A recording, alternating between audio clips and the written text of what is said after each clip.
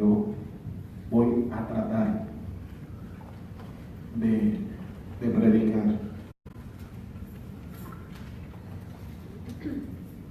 Porque le confieso que mientras traté de llorar todo lo más que pude antes, durante la semana, antes del servicio, para hoy tratar de estar tranquilo.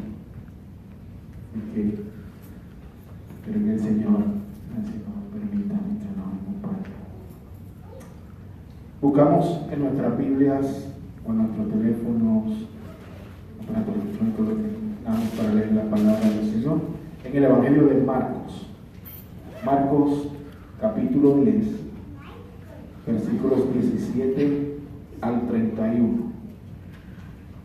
Marcos capítulo 10, versículos 17 al 31. Si por favor nos podemos poner en pie, reverencia a la palabra del Señor.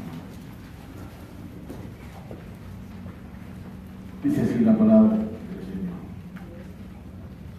Mientras Jesús iba de camino, un hombre llegó corriendo, se arrodilló delante de él y le preguntó: Maestro bueno, dime, ¿qué debo hacer para tener vida eterna? Jesús le contestó: ¿por qué dices que soy bueno? Solo Dios es bueno. Tú conoces bien los mandamientos: no mates, no seas infiel en tu matrimonio, no robes, no mientas para hacerle daño a otra persona, no hagas trampas, obedece y cuida a tu padre y a tu madre. El hombre le dijo: Maestro, todos esos mandamientos los he obedecido desde que era niño. Jesús lo miró con amor y le dijo: solamente te falta hacer una cosa. Ve y vende todo lo que tienes y reparte ese dinero entre los pobres. Así, Dios te dará un gran premio en el cielo. Después de eso, ven y conviértete en uno de mis seguidores. Al oír esto, el hombre se puso muy triste y se fue desanimado porque era muy rico.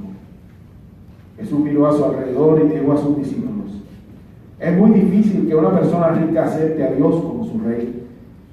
Los discípulos se sorprendieron al oír eso, pero Jesús volvió a decirles: amigos, es muy difícil entrar en el reino de Dios. Es más fácil que un camello pase por el ojo de una aguja que una persona rica en el reino de Dios. Los discípulos se sorprendieron mucho al oír lo que Jesús dijo y comentaban entre ellos: entonces, ¿quién podrá salvarse? Jesús los miró y les dijo: para los seres humanos eso es imposible, pero todo es posible para Dios. Pedro le dijo: recuerda que nosotros hemos dejado todo lo que teníamos y te hemos seguido. Jesús le respondió: les aseguro que quien haya dejado algo por seguirme y por anunciar las buenas noticias recibirá su premio. Si dejó a sus hermanos o hermanas, a su padre o a su madre o a sus hijos, su casa o algún terreno, recibirá en esta vida 100 veces más casas, terrenos y familiares, aunque también será maltratado por sus enemigos. Y cuando muera, vivirá con Dios para siempre. Pero muchos que ahora son importantes serán los menos importantes, y muchos que ahora no son importantes serán los más importantes. Padre amado y bueno, te damos gracias por tu palabra y acompáñanos mientras la compartimos en esta hora. Amén y amén. Buen Señor.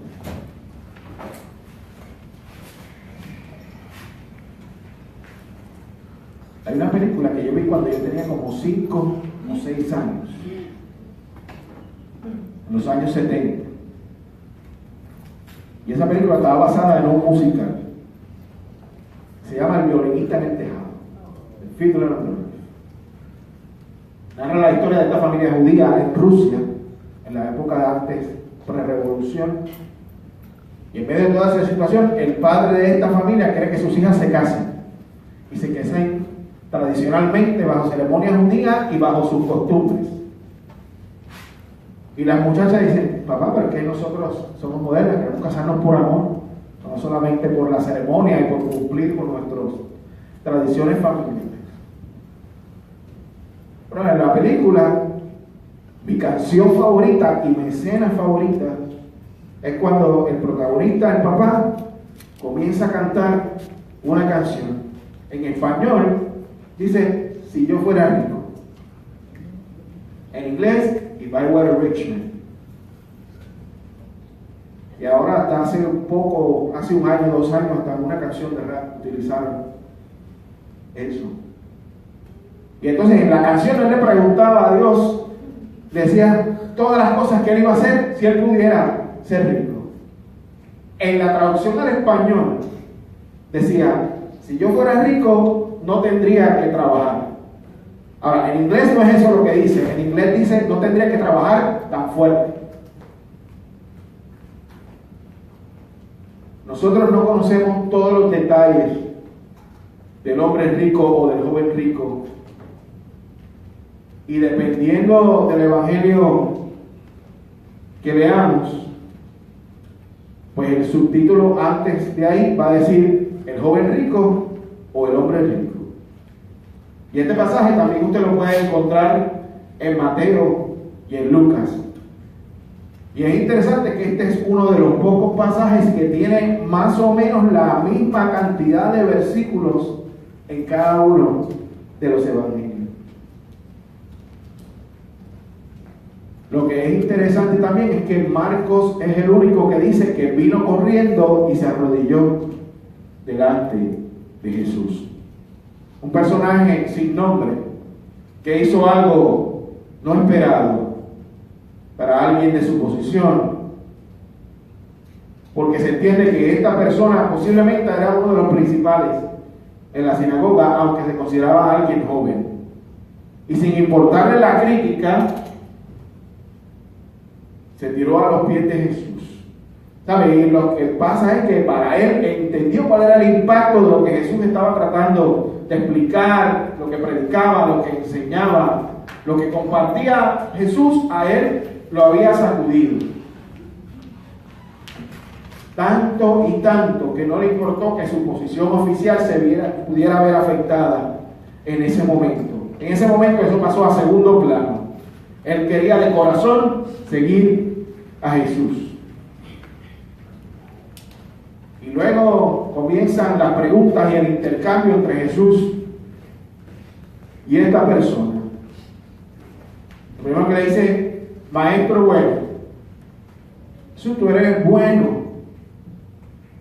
Y no es que Jesús no se considerara a sí mismo una persona buena, sino que la palabra que se usa en el original, ágatos, significaba que esa persona tenía lo más bueno de lo más profundo que saliera del corazón de Dios en él o en ella. Y entonces Jesús le está tratando de explicar esa característica que tú estás tratando de poner en mí solamente le pertenece a Dios.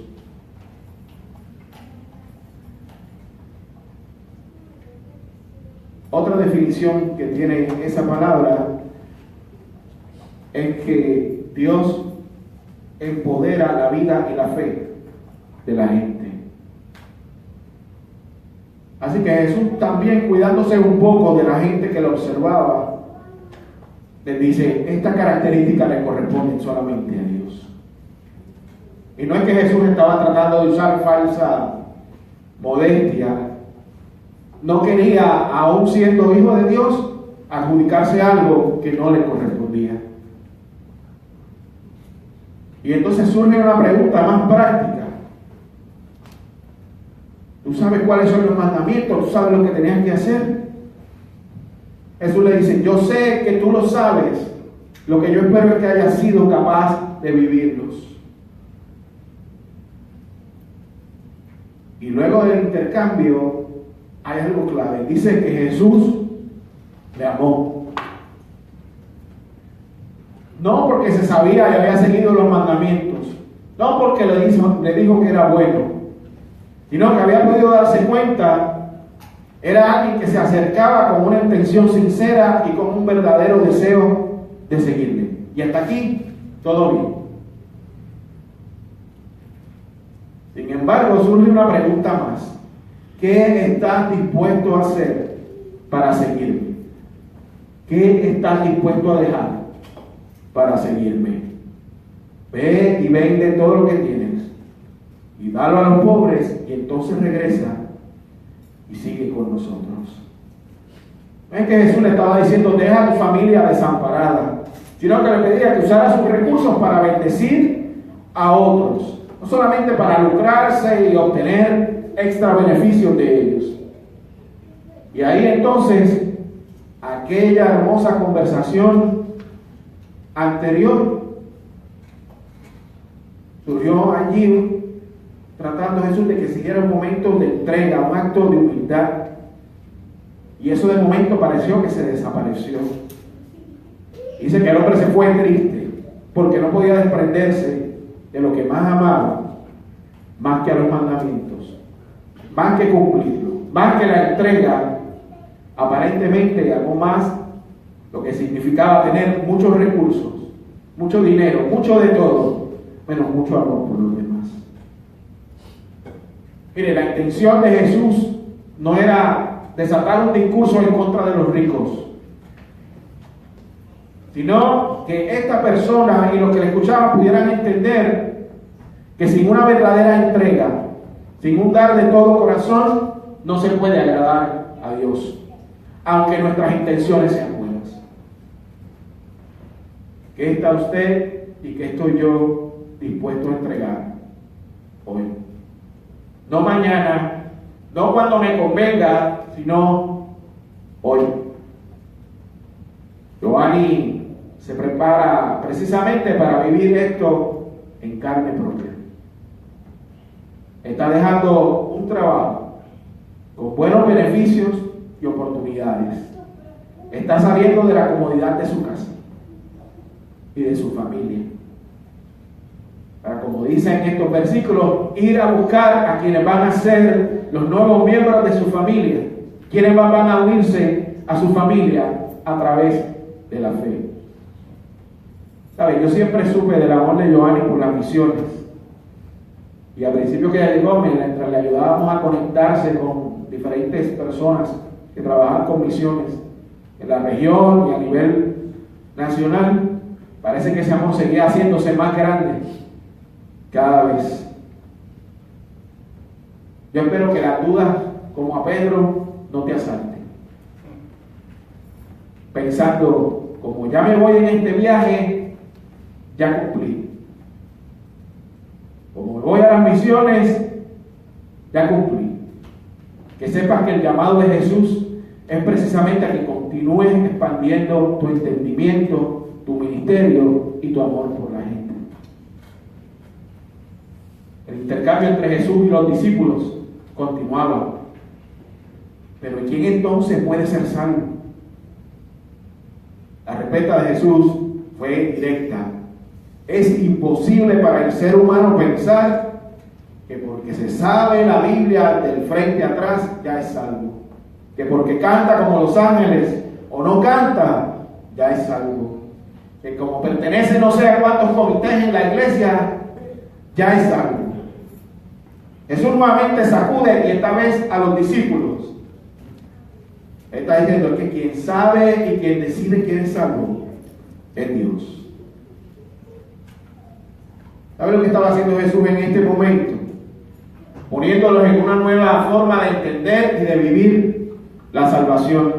Sí, compartiéndola, pero no creyéndose que simplemente por sus actos y por sus conocimientos era suficiente para sentirse salvos, sino que no se les olvidara que la salvación proviene y está únicamente cimentada en Dios. Ese intercambio pareció confundir también a los discípulos y también a los que le escuchaban. Y seguramente así, entre medio de esa confusión, Jesús tratando de comunicarles algo. Yo no creo que Jesús no quisiera que lo entendieran. No creo que ese sería el punto. sino que les quería hacer entender que esto no se trata de marcar en una lista las cosas que ya hice para ser salvos y para servir, sino que para seguirle era necesario entender, obedecer, entregar y poner en práctica. Lo que detuvo a aquel joven, a aquel hombre, no fue la posibilidad de dar a otros, sino el entender por qué debía de hacerlo. No entendía bien el por qué. Yo le preguntara a lo mejor a alguien, como ese joven que esté aquí, si Dios pone unos recursos de esa manera en nuestras manos, como iglesia, consultamos la iglesia y decimos, ¿qué vamos a hacer con este dinero o con estos recursos? Seguramente cada uno de nosotros tendría una idea diferente de lo que debemos hacer primero con él. Cada uno diría, no, yo creo que esta es la prioridad. Yo creo que esto es lo que debemos hacer. Y seguramente vamos a estar horas y horas hablando de ese asunto, sobre qué debería ser atendido primero.